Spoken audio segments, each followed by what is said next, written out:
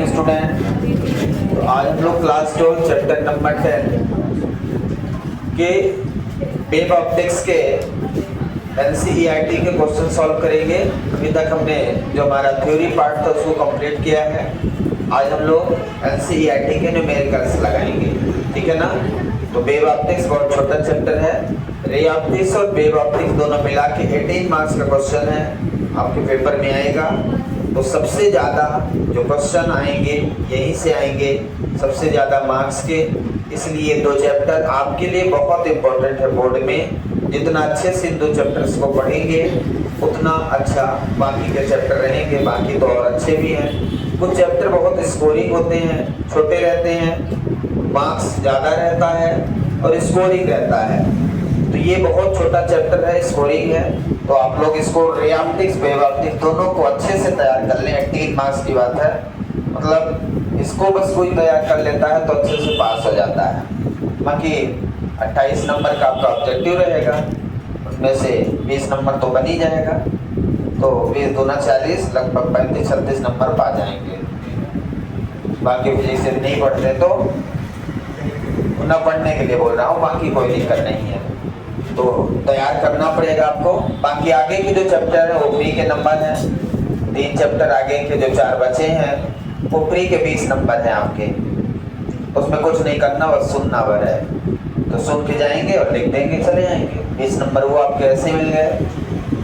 बस इस चैप्टर में थोड़ी सी मेहनत करनी है आपको। रे ऑप्टिक्स और वेव ऑप्टिक्स में थोड़ी सी ज़्यादा मेहनत करना है तो बाकी बन जाएगा। कोई बहुत कठिन नहीं है फिजिक्स, है ना। तो आज हम लोग स्टार्ट करते हैं चैप्टर 10। चैप्टर 10 का वेव ऑप्टिक्स के NCERT के क्वेश्चंस। वेव ऑप्टिक्स हम लोग को चल रहा है ना। वेव ऑप्टिक्स में NCERT एक्सरसाइज के क्वेश्चन करेंगे।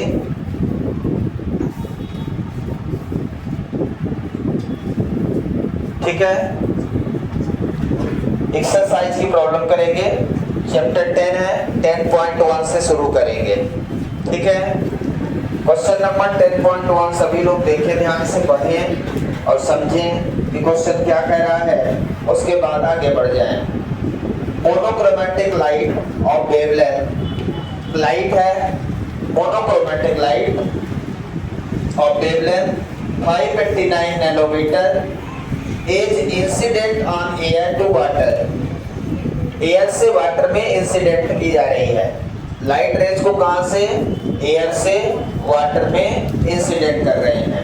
ठीक है, what will be the wavelength. इसकी वेवलेंथ पूछ रहा है कि इसकी वेवलेंथ क्या होगी, फ्रीक्वेंसी क्या होगी एंड स्पीड। नंबर ए है रिफ्लेक्टेड लाइट, सेकेंड है रिफ्रैक्टेड लाइट। तो यदि मैं यहाँ पे बनाने का प्रयास करूं, इधर क्या है? एयर है, इधर क्या है? वाटर है। ठीक है, तो बाउंड्री बनाता हूँ, एयर है वाटर है। अब इसमें 2 कंडीशन है। पहली कंडीशन है रिफ्लेक्टेड रे का वेवलेंथ, स्पीड, फ्रीक्वेंसी क्या होगा। दूसरा रिफ्रैक्टेड रे का पूछ रहा है। ठीक है ना। तो 2 कंडीशन में बनेगा। यदि रिफ्लेक्टेड की बात करें तो लाइट रेज आएगी और रिफ्लेक्ट हो जाएगी। ठीक है, ये मोनोक्रोमैटिक लाइट है।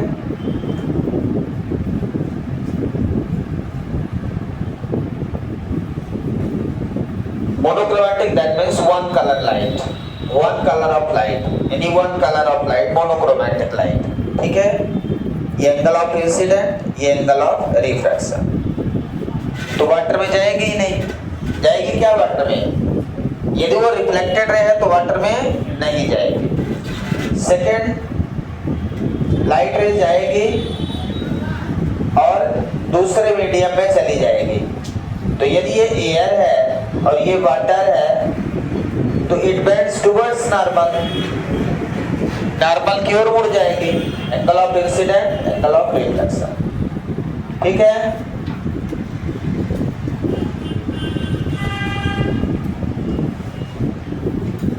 समझ आया क्या? ये रिफ्रैक्टेड रे है।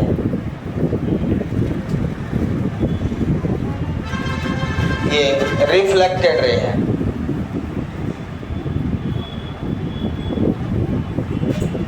ये ए पार्ट है, ये बी पार्ट है जो आपसे बोला जा रहा है, ठीक है। अब हम क्या करेंगे, इसमें जो गिवन है मोनोक्रोमैटिक लाइट ऑफ वेवलेंथ, उस लाइट की वेवलेंथ गिवन है 589। ये जो लाइट आपने डाला है इसकी क्या दिया है, वेवलेंथ गिवन है।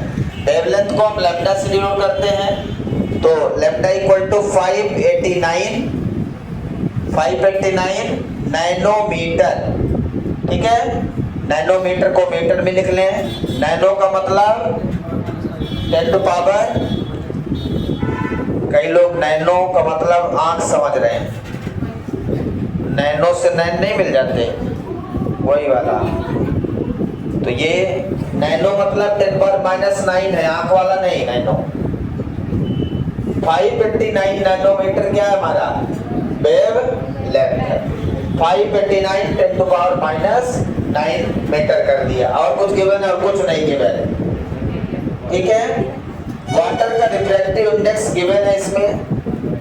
रिफ्रैक्टिव इंडेक्स ऑफ वाटर 1.33, नहीं भी गिवन होता तब भी हमें पता है, ठीक है ना। अब पहले केस में लाइट का चेंज क्या होगा, कुछ चेंज होगा, कुछ नहीं। स्पीड ऑफ लाइट कितनी है इसकी, एयर में speed of light in air c equal to 3 × 10⁸ meter per second.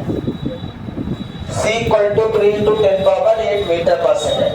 First case में फ्रीक्वेंसी क्या हो जाएगी, फ्रीक्वेंसी आपसे पूछा है ना, क्या क्या पूछा है। ए में रिफ्लेक्टेड रे, मतलब आपसे पूछा what will be wavelength, frequency and speed. तो वेवलेंथ ये हो गई, स्पीड ऑफ लाइट ये हो गई, frequency c equal to nu lambda, c equal to nu lambda. Formula याद है किसी को, तो न्यू इक्वल टू क्या हो जाएगा, c बाई लैम्डा। न्यू क्या है, फ्रीक्वेंसी है, न्यू क्या है, न्यू फ्रीक्वेंसी है। यहाँ लिख देता हूं, इस केस का भी निकाल रहे हैं, c equal to nu lambda. तो न्यू हमारा फ्रीक्वेंसी है, ध्यान रखिए। न्यू क्या है, frequency of light, frequency of light. तो न्यू की वैल्यू यहां से क्या होगी, c बाई लैम्डा। तो c है 3 × 10⁸। लैम्डा हमने कितना निकाला बोलिए, ये गिवन है आपको 589 × 10⁻⁹। इसको सॉल्व करिए, डिवाइड करके बताइए कितना आएगा, 5.09 10⁻14, 5.09 10⁻14 हर्ट्ज। ये आ गई वेवलेंथ, ये आ गई speed of light in air, ये आ गया फ्रीक्वेंसी इन एयर। इस लाइट की फ्रीक्वेंसी एयर में आ गई, ठीक है ना, सारी चीज आ गई। वेवलेंथ तो आपको गिवन नहीं था, कोई दिक्कत ही नहीं है। स्पीड ऑफ लाइट, तीनों चीजें आपसे पूछा था।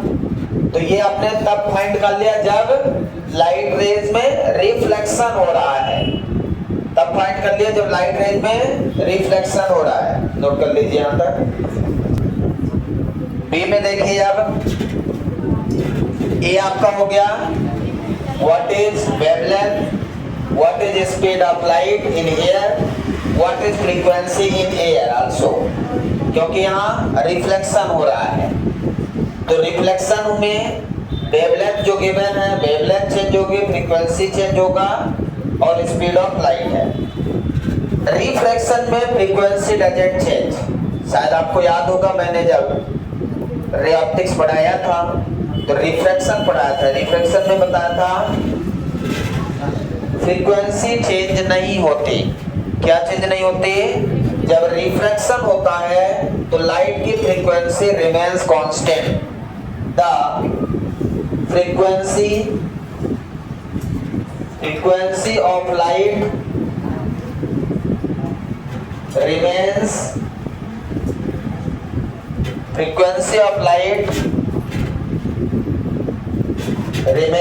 यहाँ लिख देता हूं, remains constant during refraction of light. Only change its speed and wavelength of light. Only change its speed. Only change its speed and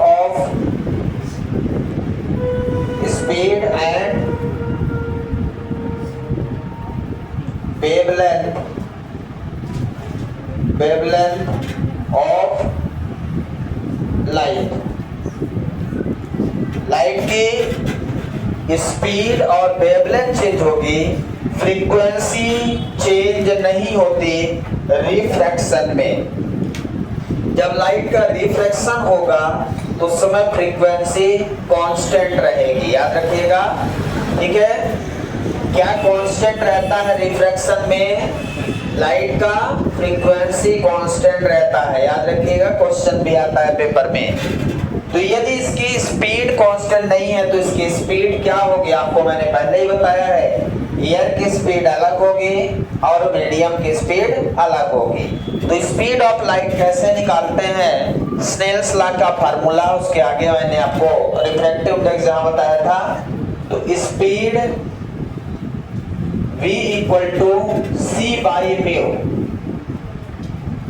absolute refractive index जहां पढ़ाया था, याद है।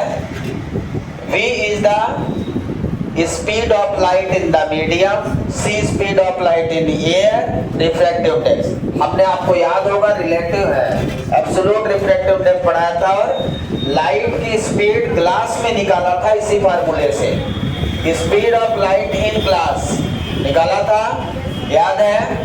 तो यहाँ पे इसका मतलब आपसे वाटर की स्पीड पूछ रहा है, एयर की स्पीड गिवन है, वाटर में स्पीड ऑफ लाइट क्या होगी ये पूछ रहा है। तो c की वैल्यू रखते हैं 3 × 10⁸ डिवाइडेड बाय 1.33, कितना आ जाएगा बोलिए? 2. इसको सॉल्व करिए, 2.26 10⁸ meter per second, 2.26 10⁸ meter per second. समझ आया क्या क्या क्या? ये आ गई स्पीड ऑफ लाइट। और वेवलेंथ पूछा है, wavelength c equal to nu lambda, उसी तरह से तो यहाँ पे लैम्डा डैश फाइंड कर लेंगे, c की जगह v हो जाएगा क्योंकि यहाँ का वेवलेंथ निकालना है। तो वेवलेंथ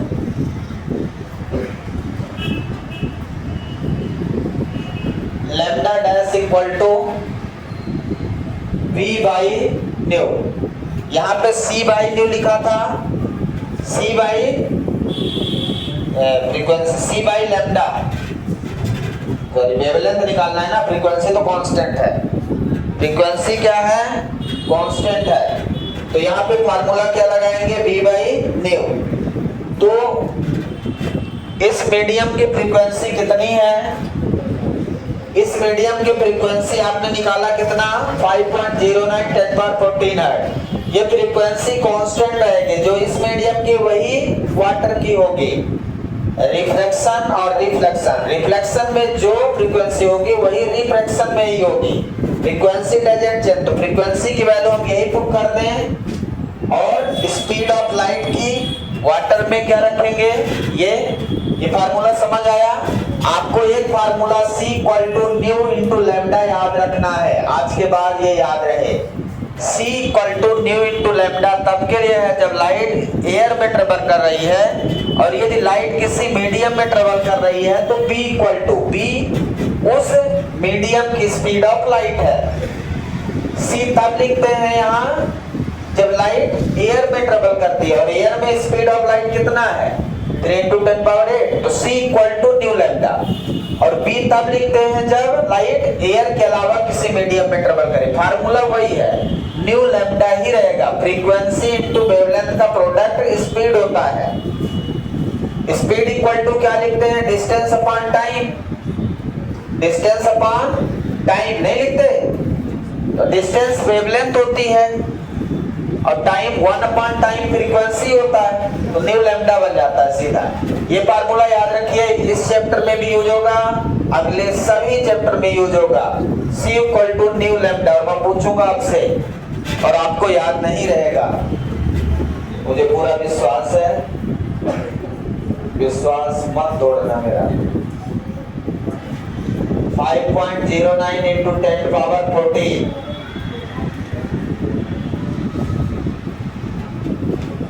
तो इसको सॉल्व करिए और बताइए इसकी वेवलेंथ कितनी आई।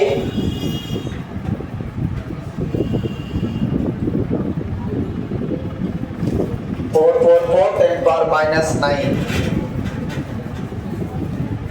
444 10 पावर माइनस 9, 444 नैनोमीटर,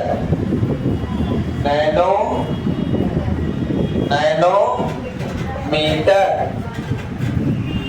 नैनो याद रखिएगा, नैनो,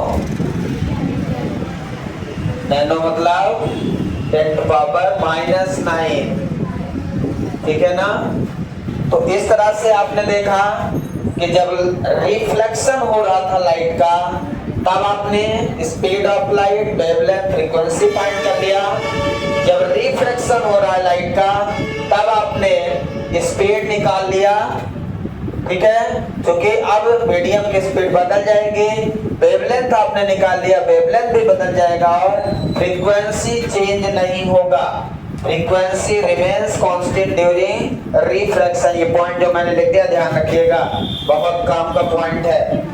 आगे बढ़े, यहाँ तक नोट डाउन कर ले सब लोग जल्दी। फिर आते हैं 10.2 पे, किस पे आ जाए अब, 10.2 पे हालांकि हम करवा चुके हैं, फिर भी एक बार क्वेश्चन आप लोग पढ़ लीजिए जल्दी से, मिटा देगा सब, क्वेश्चन पढ़ते रहिए जल्दी, पढ़ने में समय बर्बाद ना करें। सभी से विनम्र निवेदन है, क्वेश्चन एक बार जरूर पढ़ा करें। सलूशन लिखने की बजाय क्वेश्चन को पढ़ना जरूरी है। यदि आप क्वेश्चन को पढ़ नहीं सकते तो आंसर लिखने का हक नहीं है आपको, आंसर मत लिखिए। क्या मतलब है आंसर लिखने का, आंसर जरूरी नहीं है, जरूरी है क्वेश्चंस। तो 10.2 को डिस्कस करेंगे हम। 10.2 बहुत सिंपल है। What is the shape of wavefront in each of the following. आपसे वेवफ्रंट का क्या पूछ रहा है, शेप पूछ रहा है। आपको याद होगा मैंने कई केसेस में शेप ऑफ वेवफ्रंट बनवाए थे। पहला जैसे इसमें है, तब से बताओ जब light diverging from a point source हो। लाइट कैसा हो, diverging from a point source. समझ आया क्या, light diverging from a point source. Light कैसा हो, डाइवर्जिंग हो, और कैसा हो, पॉइंट सोर्स हो। तो यदि मैं सिंपल सी बात करूं, ये है पॉइंट सोर्स और ये लाइट रेस कैसी है, डाइवर्जिंग। डाइवर्जिंग का मतलब है ऐसा, एक पॉइंट सोर्स आपको मैंने बताया है चारों डायरेक्शन में क्या करता है, एक पॉइंट सोर्स अपने चारों डायरेक्शन में लाइट को इमिट करता है। इस तरह से ऐसे ही करता है। किसी कोई कंफ्यूजन है, सोर्स कैसा है यहाँ, पॉइंट सोर्स है। अब पॉइंट सोर्स से जितनी भी डिस्टेंस लेंगे वो डिस्टेंस पे, इक्वल डिस्टेंस पे सारे पार्टिकल्स पहुंचेंगे। इस तरह से आपको याद होगा और ये बनेगा स्फेरिकल वेव फ्रंट। कैसा वेव फ्रंट बनेगा? आपको याद है मैंने ये पढ़ाया है कि यदि पॉइंट सोर्स है वो हमेशा एक स्फेरिकल वेव फ्रंट बनाता है। ये हमारे क्या है?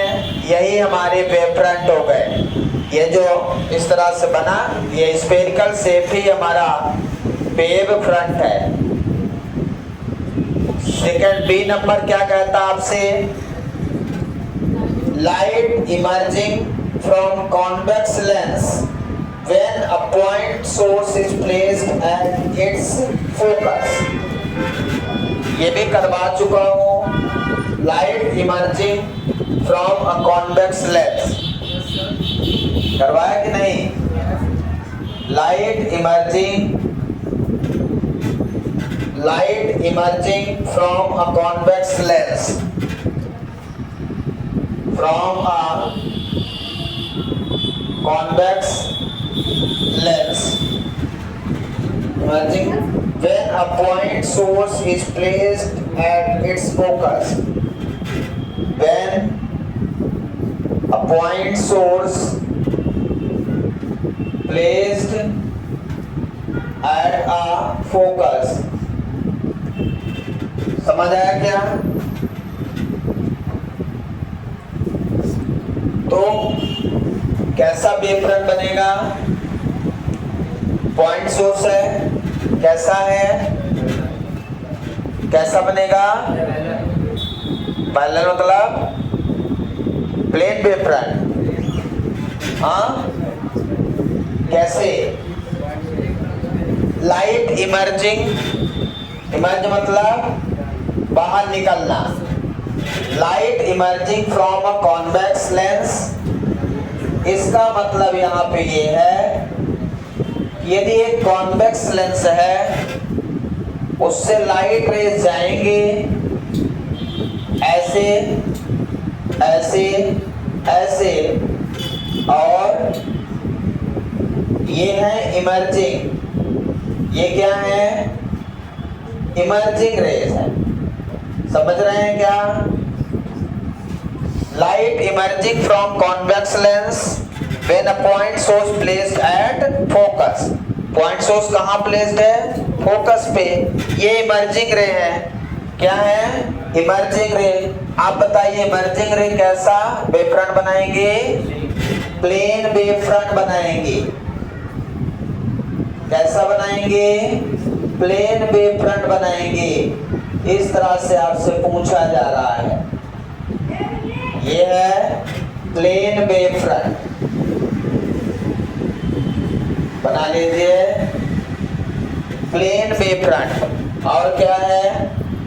सी है पार्ट इंटेंसिटी, सॉरी क्या है?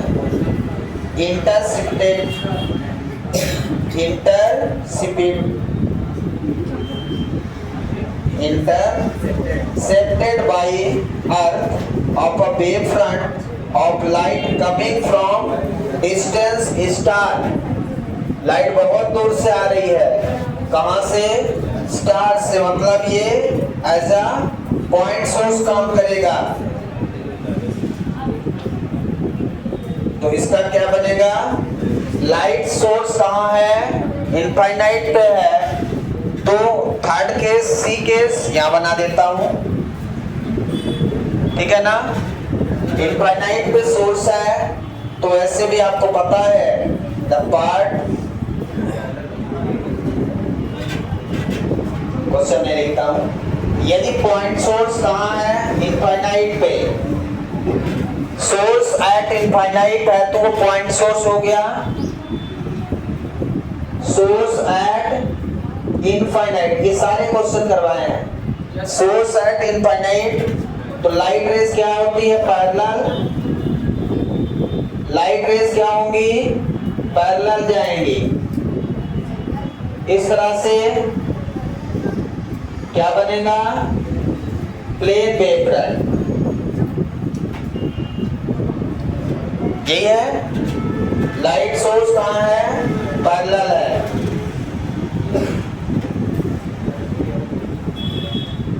ठीक है। अब इनफाइनाइट जहां पॉइंट सोर्स होगा वहां पे स्फेरिकल बनेगा, लेकिन बहुत कम मात्रा में बनेगा। जो इनफाइनाइट पे है वो तो नहीं आ पाएंगे, यहाँ पे प्लेन ही बनेगा, ठीक है ना। तो इस तरह से ए, बी और सी तीनों पार्ट आप बना लेंगे। एक पार्ट में स्फेरिकल, दो में प्लेन, और इधर पूछता तो इधर भी स्फेरिकल बनता है। क्योंकि इमर्जिंग बोला है तो इमर्जिंग साइड क्या बन जाएगा, प्लेन वेव। बना लीजिए जल्दी से। अब देखते हैं 10.3 प्रॉब्लम। सभी लोग मन से पढ़ लें ईमानदारी के साथ। क्वेश्चन आधा तो पढ़ने से बनने लगता है और आधा करने से बनता है, देखने से नहीं बनता। सोचे कि देखें और बन जाए करने से। 10.3 का ए नंबर है, the refractive index of glass. Glass का रिफ्रैक्टिव दिया है 1.5। What is the speed of light in glass? Speed of light in vacuum is given. C is given 3 into 10 power 8 metre पर सेकंड। देखिए ये सेम क्वेश्चन लगाया मैंने। Formula आपका क्या है, V equal to C by mu, तो यहाँ म्यू जी लिख देंगे और VG लिख देंगे, speed of light in glass. Please बात ना करें, कई लोगों को लगता है उतारने से ज्यादा मजा आता है, समझना है ही नहीं कुछ। Speed of light in glass, हम लोगों को क्या पूछा है, ग्लास की स्पीड बताओ, तो फार्मूला वही है V equal to C by mu. अभी जो पहले लगा चुके हैं, C कितना है 3 इंटू 10 पावर 8, म्यू कितना है 1.5, 2 इंटू 10 पावर 8। ये हम निकलवा चुके हैं। ग्लास में speed of light 2 into 10 power 8 होती है, जो कम हो जाती है। तो इस तरह से ए पार्ट आपका सॉल्व हो गया। बी पार्ट देखते हैं, बी क्या बोलता है। बी बोलता है is the speed of light in glass independent of colour of light. कह रहा है क्या स्पीड ऑफ लाइट इंडिपेंडेंट है कलर ऑफ लाइट से। कलर ऑफ लाइट जो हमारा है, is the speed of light is glass independent of colour of light if yes, यदि हाँ which of the two colour red and violet. आपको याद है डिस्पर्सन ऑफ लाइट, रेड और वायलेट कलर, उसके हिसाब से इनका वेवलेंथ चेंज हो जाता है, इनका पाथ चेंज हो, इनका रिफ्रैक्टिव इंडेक्स चेंज हो जाता है। मैंने रिलेशन बताया, याद आपको होगा तो, ठीक है ना। तो यहाँ पे आंसर हमारा एस। तो आंसर क्या है, क्वेश्चन पहले समझ लें। Is the speed of light is glass independent, speed of light is glass independent of colour of light. क्या speed of light colour of light से इंडिपेंडेंट है? यस, कलर ऑफ लाइट से। क्या क्वेश्चन है? Question अलग है। क्या question है? अच्छा इफ नॉट है तो अलग है क्वेश्चन हो गया। दिखाइए क्वेश्चन में इफ नो पूछा है तो यहाँ पे नो हो जाएगा। क्वेश्चन के हिसाब से इफ नो है तो नो मतलब यहाँ पे जो हमारा इस लाइट है वो वेवलेंथ पे डिपेंड करता है। वेवलेंथ अलग अलग, वेवलेंथ की अलग अलग स्पीड होती है। इसकी अलग अलग वेवलेंथ की अलग अलग स्पीड होती है, अलग अलग कलर की अलग अलग स्पीड होती है, ठीक है ना। The speed of light, the speed of light depends on the wavelength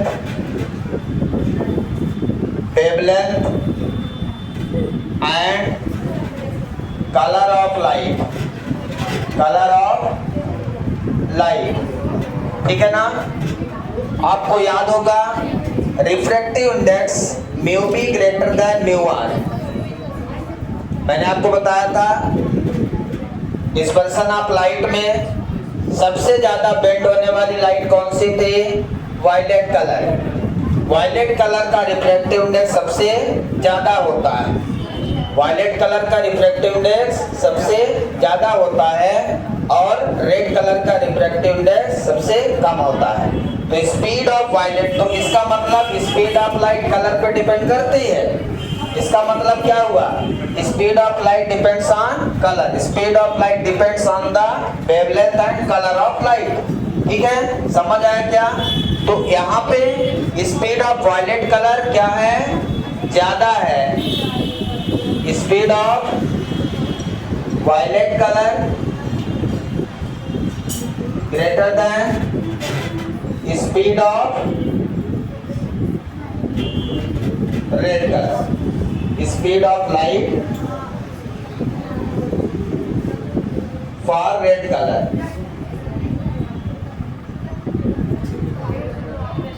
ठीक है,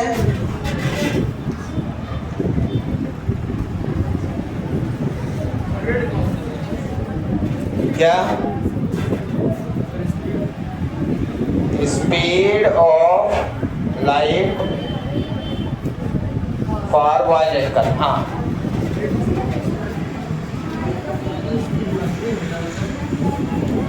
स्पीड ऑफ लाइट, एक सेकेंड, C इक्वल टू क्या हो जाएगा?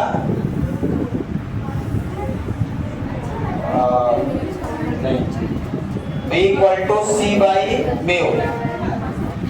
ये उल्टा लेस देन, ये लेस देन हो जाएगा। Speed of light inversely proportional to refractive index. जिसका रिफ्रैक्टिव इंडेक्स ज्यादा है उसका स्पीड ऑफ लाइट कम हो जाएगा। तो वायलेट का रिफ्रैक्टिव इंडेक्स सबसे ज्यादा हो जाता है, इस कारण से उसका स्पीड ऑफ लाइट कम हो जाएगा। क्लियर है? दोनों के आंसर मिल गए आपको। इस तरह से स्पीड ऑफ लाइट कलर और वेवलेंथ पे डिपेंड करती है, फ्रीक्वेंसी पे डिपेंड नहीं करती है। स्पीड चेंज हो जाती है उसके हिसाब से। लिख लीजिए जल्दी से, उसके बाद अगला करते हैं। इसके बाद 10.4 देखिए, प्रॉब्लम नंबर 10.4।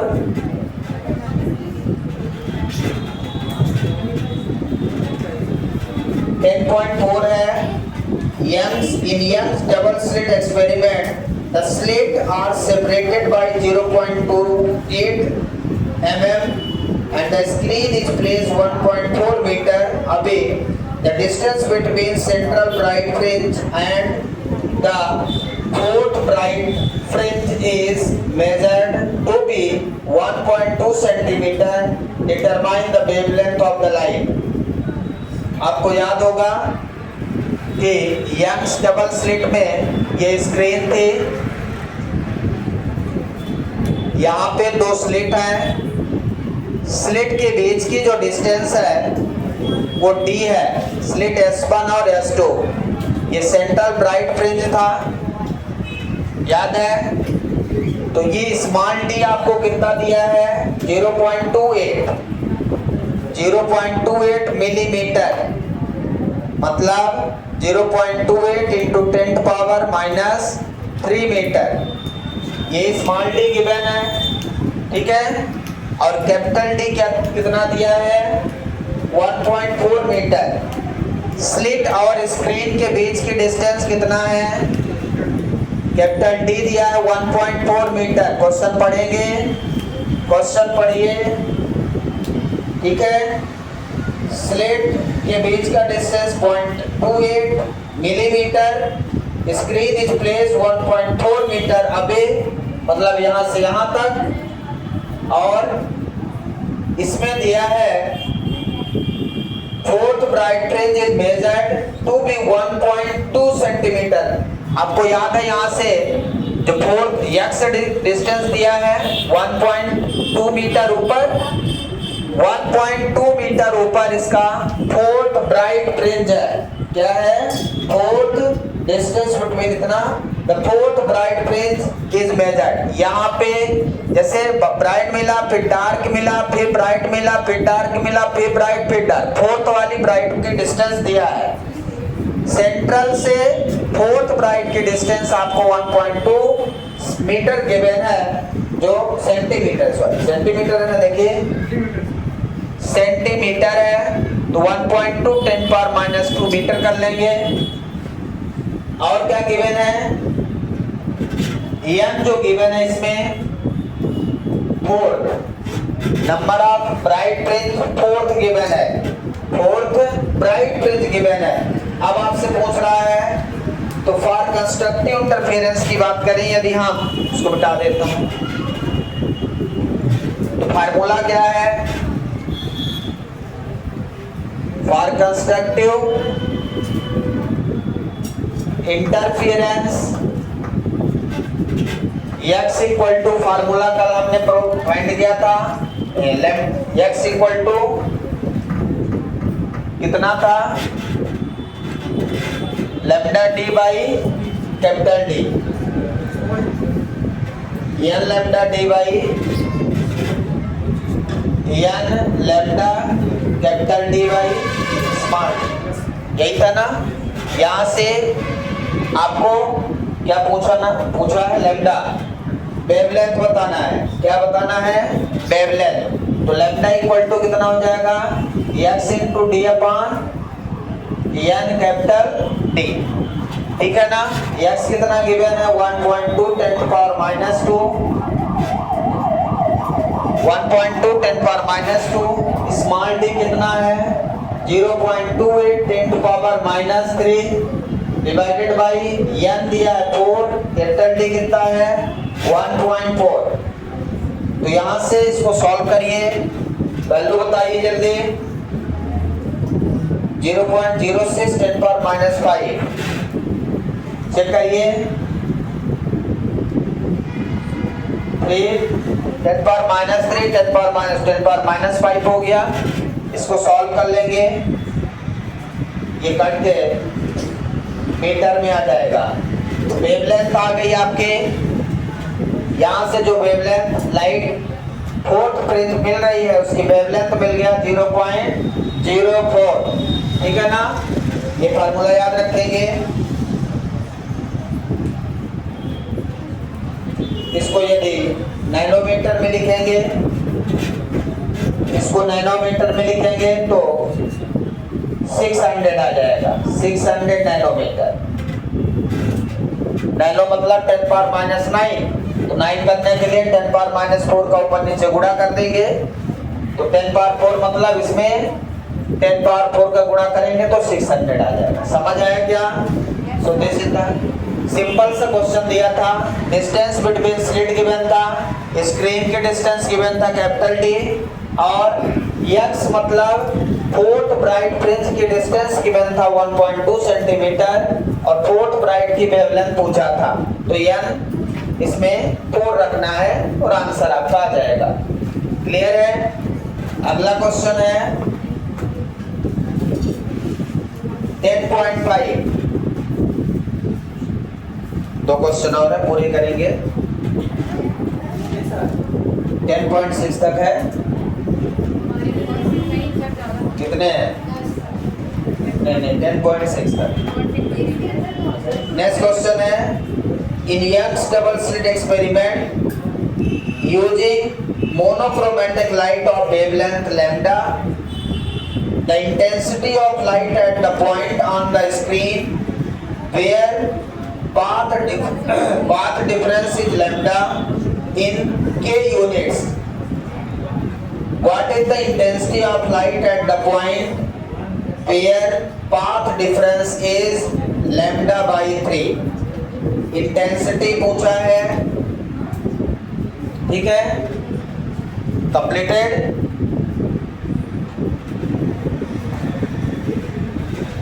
सबने लिख लिया?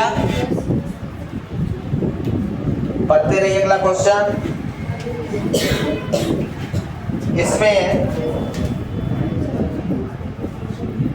we know that intensity of light का फार्मूला क्या है? I1 plus I2 plus 2 root I1 I2 cos phi, यही फार्मूला डिराइव किया था हमने, है ना। Young's double slit experiment using monochromatic light of wavelength lambda, wavelength कितना है, लैम्डा है। The intensity of light at a point, intensity of light at a point on the screen, screen पे point intensity है, तो यहाँ पे I1 equal to I2 equal to I0। Intensity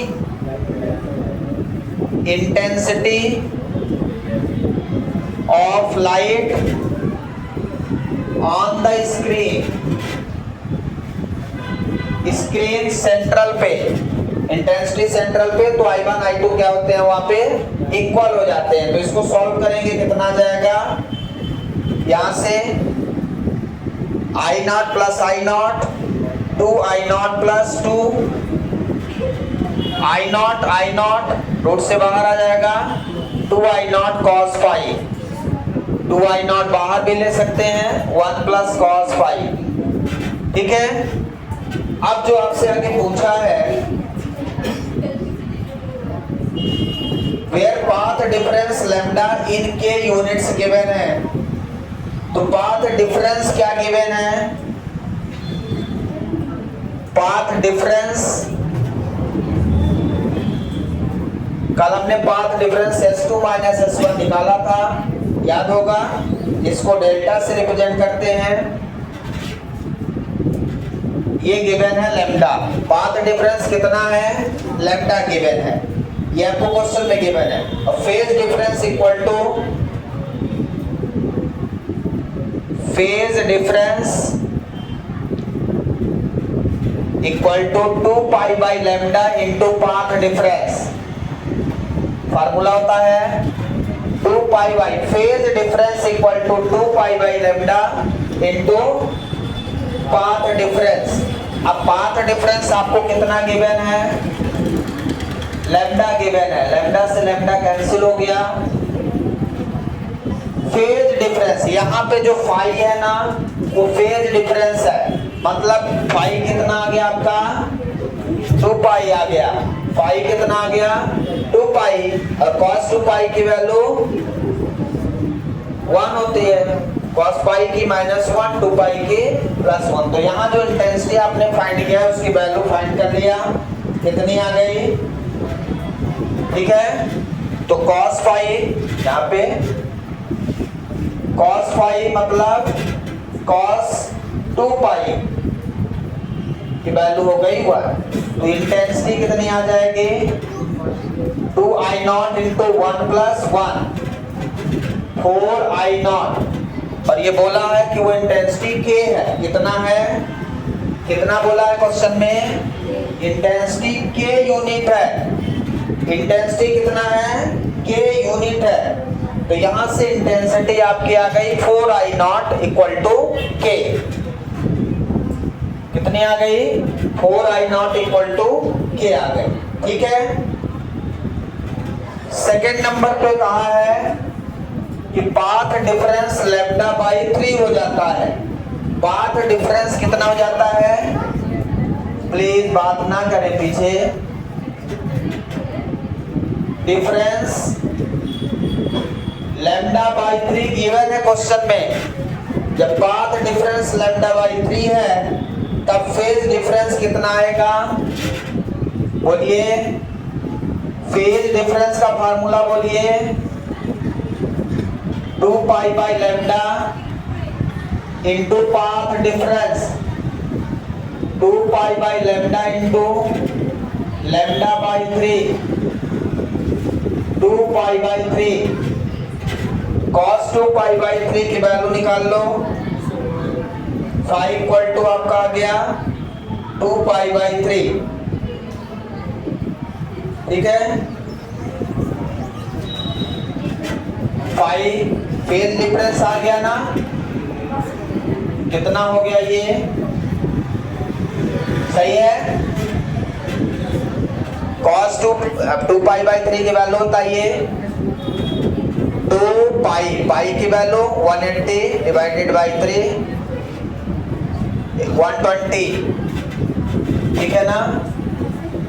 cos 2 pi by 3 मतलब cos 120, 120 second coordinate पे negative होगा,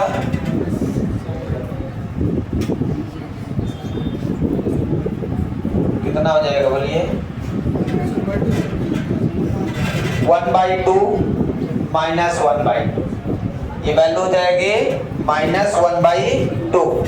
तो यहाँ पे अब फार्मूले में रखते हैं, इसको मिटा दें, लिख लिया इधर,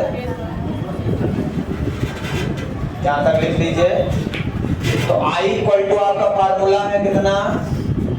2I0 1 plus cos phi, value रख दीजिए 2I0 1, cos phi की जगह क्या रखेंगे? -1/2 रख देंगे।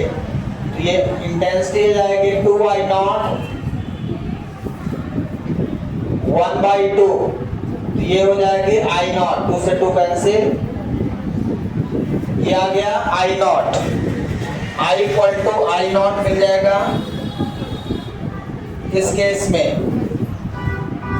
केस में कितना मिल जाएगा? I equal to I0। ठीक है, ये आंसर हो गया आपका।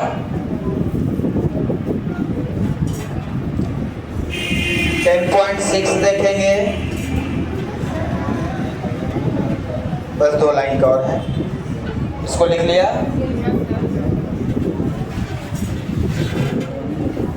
वैल्यू बस रख देना है यहाँ पे।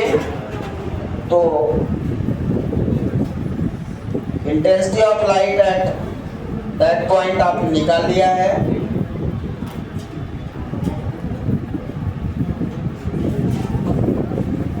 अब beam of light 10.6 number problem है, देखिए। A beam of light consisting two wavelength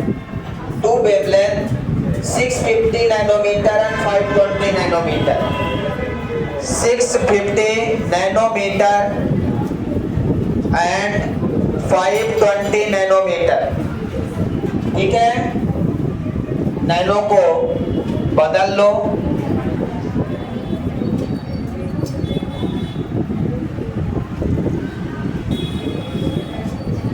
आराम से बैठिए, टाइम वेस्ट मत करिए मेरा, जल्दीबाजी करेंगे तो मेरा गलत हो जाएगा। 2 मिनट और चाहिए बस, जल्दी से।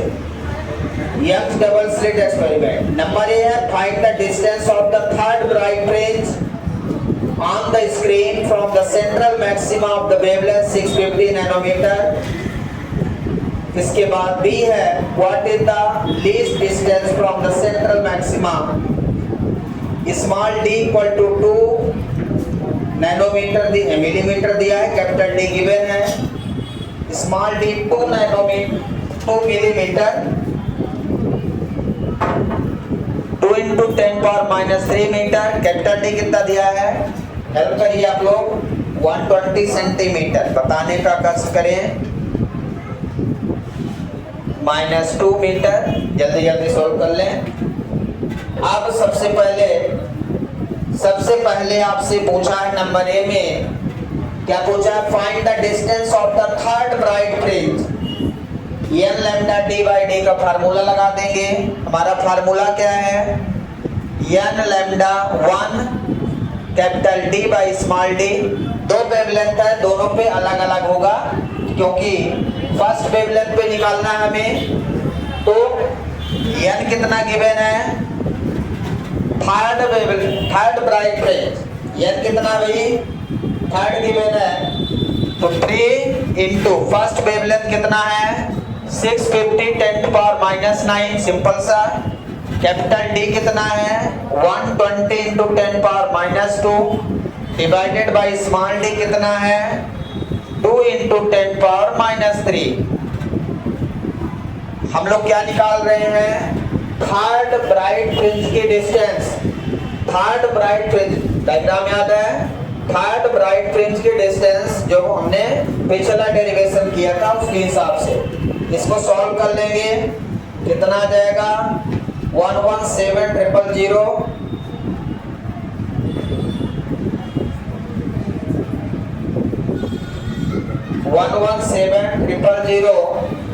10⁻8 मीटर, ये आ गया x, ठीक है।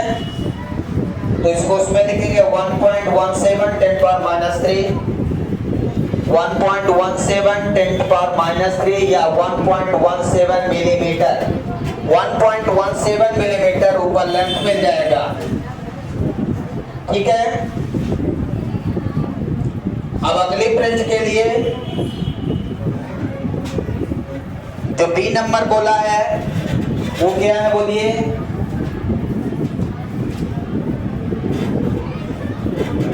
ये था बी नंबर में। When the least distance from the central maxima where the bright fringe due to both the wavelength coincide, n1 lambda 1 into d, इसमें n की वैल्यू 4 आ जाएगी।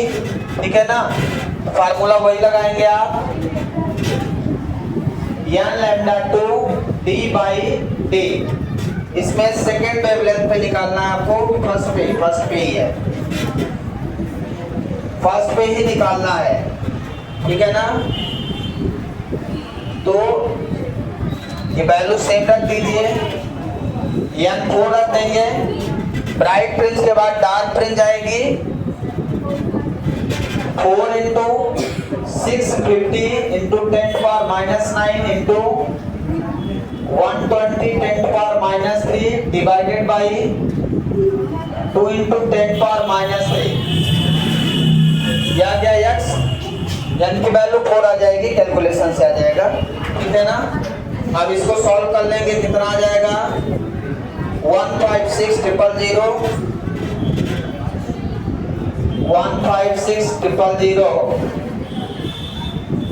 Into 10⁻⁸ 1.17 10⁻³ 1.15 millimetre.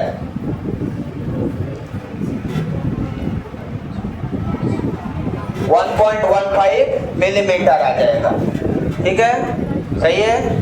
1.56 मिलीमीटर आएगा। ठीक है, तो ये दोनों फ्रिंज का मैंने डिस्टेंस फाइंड कर लिया है। Thank you, have a nice day.